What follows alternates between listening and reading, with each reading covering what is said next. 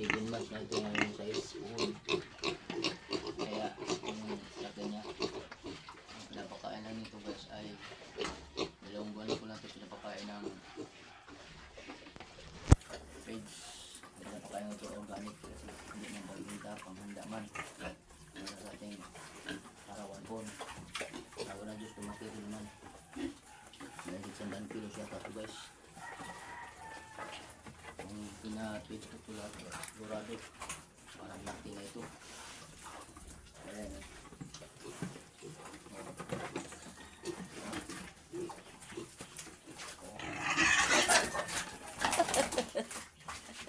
Ayan guys, yung mga naghihirapan ko namin.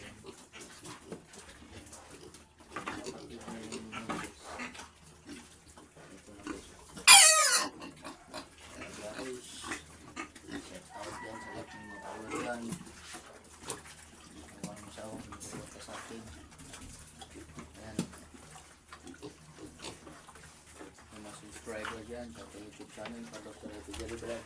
Thank you sa lahat. Marumi yan.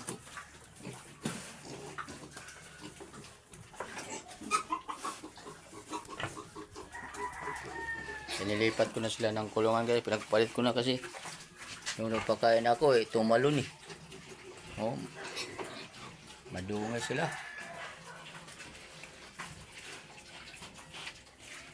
Medyo marumi kasi hindi ko niliguan. Mamaya pag uminit ito ngayon, paliguan natin. Nilagyan ko ng harang ito guys kasi magtalunan eh. Nahirapan ako magbuhat dahil alam na, malaki na sila. Mag2 buwan na yung size. Kasing idara na nito. Harus pare-pareho mga pizza ng mga to. Oh.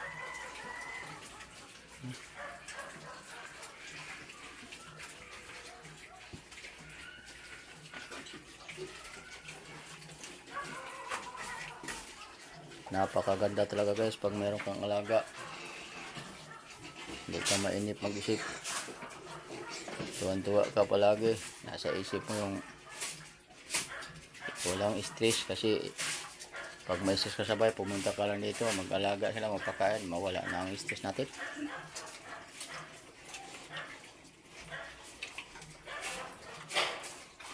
Oh.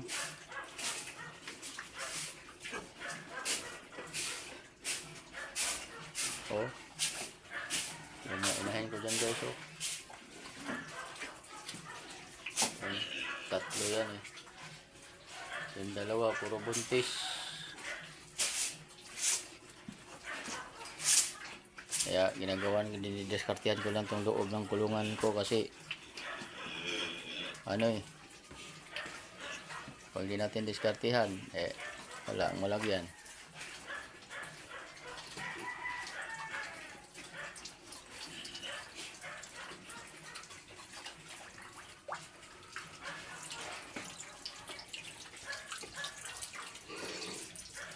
Yan mga duya namin. So, pag nanganak yan sila, dyan kami tutulog. Kaya bye guys, bye na. Magandang umaga muli.